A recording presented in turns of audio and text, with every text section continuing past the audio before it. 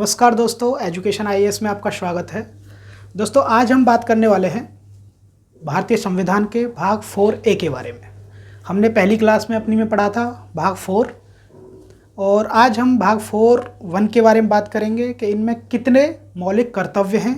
ठीक है, हमने भाग 4 में देखा था राज्य के नीति निर्देशक तत्व। ठीक है, तो उसमें क्या था कि राज्य के दायित्व थे और हम बात करेंगे अब नागरिक के क्या कर्तव्य हैं राज्य के प्रति। ठीक है, तो स्टार्ट करते हैं हमारा भाग 4A मौलिक कर्तव्य। सबसे पहले तो इसमें 51A आर्टिकल है ये। ठीक है, और 51A से आप समझ गए होंगे क्योंकि ये जो A, B ये जितने भी अमेंडमेंट हैं ये सारे। ठीक है, तो इसमें 51A आर्टिकल है और ये दोस्तों लिया कहाँ से गया है। ठीक है, ये दोस्तों लिया गया है कहाँ से? रूस से, यानी कि USSR से। उस समय रशिया था और अब रूस हो गया है। ठीक है, तो ये किस समिति के आधार पर लिया गया? सरदार स्वर्ण सिंह समिति 1976 में। दोस्तों है क्या कि जब इनको सरदार स्वर्ण सिंह को तो माना जाता है कि मिनी कॉन्स्टिट्यूशन जितना भी 42वां संविधान संशोधन हुआ है वो इन्हीं की रिपोर्ट के अनुसार हुआ है। ठीक है, तो इसी हिसाब से इन्हें भी मान लेते हैं कि इन्हीं के अकॉर्डिंग ये भाग 4A भी इन्हीं के अकॉर्डिंग हुआ है।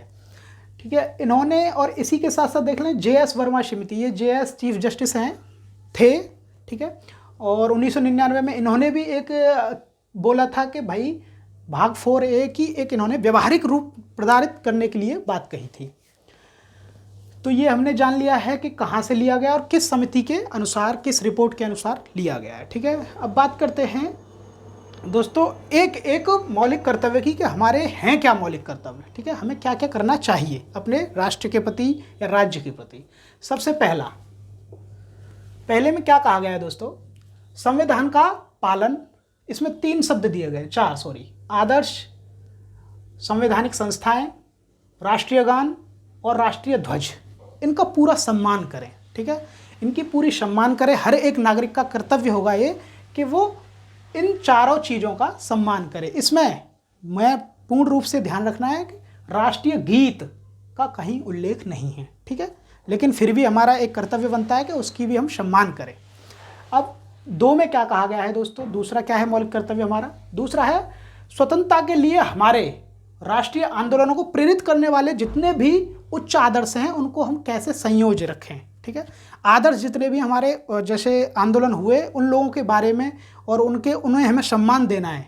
ठीक है, चंद्रशेखर आज़ाद हुए, ठीक है, भगत सिंह हुए, इनको पूरे को उनकी एक हमें अपने अंदर ढालना है कि कैसे हम राष्ट्र की सेवा कर सकते हैं। ठीक है, अब तीसरे की बात कर लेते हैं कि तीसरे में क्या कहा गया है। इसमें कहा गया है एकता, अखंडता एवं संप्रभुता की रक्षा।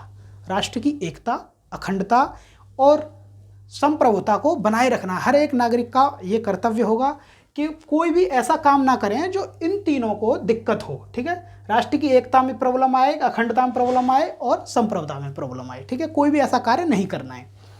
चौथा क्या है दोस्तों? देश की रक्षा और आह्वान किए जाने पर यदि राज्य आह्वान किया जाता है तो उसकी सेवा करें। ठीक है, जैसे आप देख रहे हैं कोरोना काल में सेवाएं की हैं जितने भी वॉलेंटियर हैं, ये एक राज्य का कर्तव्य, नागरिकों का कर्तव्य था। राज्य ने आपसे आह्वान किया कि हमारे साथ मिलकर कार्य कीजिए, तो आप लोगों ने किया सबने। ठीक है, अब बात करते हैं 5 के बारे में कि ये 5 में क्या कहा है। एक समरसता एवं समान मातृत्व की भावना का विकास। इससे समझ लेते हैं धर्म, जाति, वर्ग, भाषा, इससे बिल्कुल परे होकर हमें एक नए समाज का विकास करना है जो इसकी कोई जाति भावना हो किसी में। ठीक है, कोई भी धर्म के प्रति इतना कट्टर ना बन जाए कोई, बिल्कुल इनसे अलग हमें एक समानता का एक समाज तैयार करना है। और सबसे बड़ी बात मातृत्व भावना। ठीक है, ऐसी सभी प्रथाओं का हमें उन्हें बिल्कुल निष्कासित करना है जो हमारी माता बहना या स्त्रियों के बिल्कुल विरुद्ध हों। ठीक है, उनको बिल्कुल त्याग देना है जो हमारी माता बहना हो या स्त्रियों के बिल्कुल विरुद्ध हों। ठीक है, 7 में क्या कहा गया है दोस्तों? 7 में सीधा लिखा है पर्यावरण का संरक्षण, वन, वन्यजीव, नदियाँ, झील, इन सब का संरक्षण। ठीक है, हमने देखा था भाग 4 में भी इसी के बारे में दिया गया है। भारतीय संविधान एक ऐसा संविधान है जिसमें पर्यावरण संरक्षण की बात की गई है। ठीक है, अब बात करते हैं दोस्तों 9 में क्या कहा गया है, सॉरी 8 में।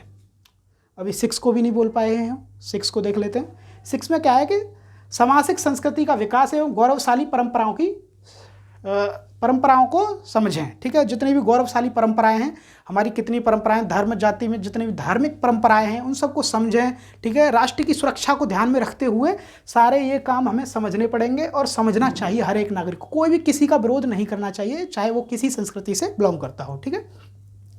अब बात करते हैं 8 की। 8 में क्या कहा गया है, वैज्ञानिक दृष्टिकोण का विकास, ठीक है। ये सबसे अच्छी और सबसे महत्वपूर्ण है कि हमारे संविधान में ये भी चीज़ नागरिकों के कर्तव्य कहे गए हैं कि वैज्ञानिक दृष्टिकोण का विकास, मानववाद, सुधारवाद, बिल्कुल एकदम सही व्यक्ति का एक स्थापना करनी है, अच्छे व्यक्ति को लेके आना है, ठीक है। ये हमें बिल्कुल तार्किक होना चाहिए, इस पर सबसे ज़्यादा ध्यान दिया गया है। बात कर लेते हैं 9 की, राष्ट्र की संपत्ति की रक्षा, ठीक है। राष्ट्र की संपत्ति की रक्षा हमारा कर्तव्य है। वो जितनी भी संपत्ति है भाई वो हमारे टैक्स से ही बनी है, सब एकदम अच्छा है और वो हमारी ही संपत्ति है, तो हमें उसकी सुरक्षा करना हमारा कर्तव्य बनता है, ठीक है। अब 10वां देख लें तो उत्कर्ष की ओर बढ़ाना, यानी कि उत्कर्ष की ओर के बढ़ाने से मतलब है कि आप ऐसे कार्य को बढ़ना जहां आपका नाम हो, देश का नाम हो, ठीक है।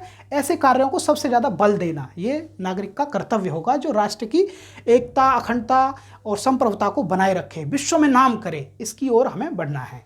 अब 11वां ये नया जोड़ा गया है, ये 86वां संविधान संशोधन, ठीक है, 2002 में ये 11वां जोड़ा गया। इसमें क्या है, अनिवार्य प्राथमिक शिक्षा बच्चों को, यानी कि 6 से 14 वर्ष की आयु के बच्चों के लिए ये अनिवार्य प्राथमिक शिक्षा का प्रावधान किया गया है, ठीक है। और ये मौलिक अधिकार में भी है, मौलिक कर्तव्य में भी है, डीपीएसपी में भी है, ये सारे में दिया गया है, यही 86वें संविधान संशोधन में जोड़ा गया है, ठीक है दोस्तों। तो हमने ये 11 के 11 मौलिक कर्तव्यों को देख लिया है। अब दोस्तों बात ये है कि एक क्वेश्चन बनता है कि यदि मौलिक कर्तव्य को हम उल्लंघन करते हैं तो क्या सुप्रीम कोर्ट में जा सकते हैं या नहीं जा सकते, या आप पे कोई केस लग सकता है या नहीं लग सकता। तो दोस्तों ये समझ लेना चाहिए कि यदि अगर इनका आप सपोज दैट आप राष्ट्रीय गान का अवहेलना करते हैं, राष्ट्रीय ध्वज की अवहेलना करते हैं, ठीक है, इन सब चीज़ का कोई सम्मान नहीं करता है और पर्यावरण को क्षति पहुंचाता है, ठीक है, इन सब को यदि देखा जाए तो इनके लिए हमारे जो कानून हैं वो संसद द्वारा बहुत कानून पारित किए गए हैं, ठीक है। आप सुप्रीम कोर्ट से तो नहीं, कोई दिक्कत नहीं है, लेकिन आपकी स्वेच्छा है कि आप इन्हें माने ना माने, लेकिन युक्त प्रतिबंध भी है, ठीक है। इसके लिए कानून बनाए गए हैं कि इसमें 5 साल की सज़ा है यदि ऐसा करोगे। तो पर्यावरण संरक्षण 1972 का कानून है, इसे देख लीजिएगा, पर्यावरण संरक्षण पे पूरा कानून है। अगर इसमें भी कोई आप क्षति पहुंचाते हो, लेकिन आप ये कहोगे कि ये तो हमारे कर्तव्य हैं, हमारा ज़बरदस्ती थोड़ी है, लेकिन फिर भी आपको ये हमारा कर्तव्य बनता है कि हम पूरे देश को एक समरूपता में बनाए रखें और उसकी संपत्ति की सुरक्षा करें, सभी जो स्त्रियां हैं उनका सम्मान करें, उनके विरुद्ध जितने भी क्रूतियां हैं उनको बिल्कुल हमें त्याग देना चाहिए, ठीक है दोस्तों। तो हमने ये सही से समझ लिया है भाग 4A। आशा करता हूँ कि जितने भी एग्ज़ाम में क्वेश्चन पूछे जाएंगे आप आसानी से कर पाएंगे, ठीक है दोस्तों। आज के लिए धन्यवाद।